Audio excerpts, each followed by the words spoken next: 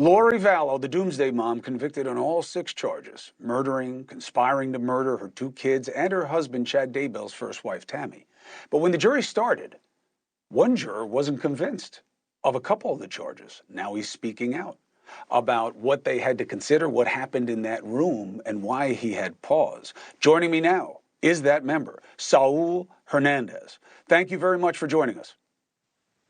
Thank you.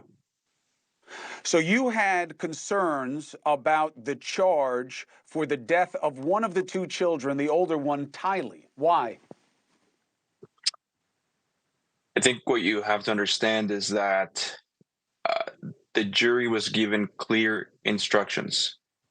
We were not to consider the first murder, which was the one in Arizona. So we really were considering the first murder that happened in Idaho to Tylee. And there was a mountain of evidence, literally a mountain of evidence that we had to go through. For me, given the magnitude of the charge and the case, I wanted to make sure that I was comfortable with rendering a guilty verdict. And there was just so much to go through: notes, testimony, audio. So it was about being thorough. Was there anything that pushed you over in terms of when you processed that one piece of evidence, you were like, okay? Well, it wasn't just a single piece of evidence. It was the volume of evidence and the timeline. And again, the review of the mountain of evidence. At some point, once I saw all of it, reviewed all of it, reviewed my notes, had healthy discussion with my jurors, it became clear that I was comfortable with the verdict. Every jury would prefer that the defendant testify, obviously, because you want as many points of input as possible.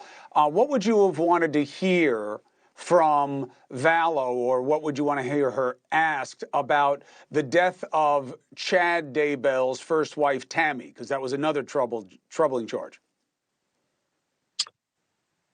I would have liked to hear a defense, anything to substantiate what happened for her. A defense, period. I had a lot of questions that we could never really ask anyone. We just had to go by the evidence provided, and I feel like there were a lot of missing gaps. I think you look for the human side of someone, even if being accused of these type of charges, and I was expecting I would hear something.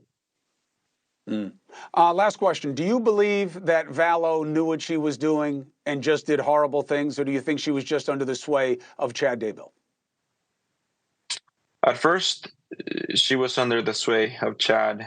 I think over time it became clear that she took the driver's seat. Hey, thank you for watching.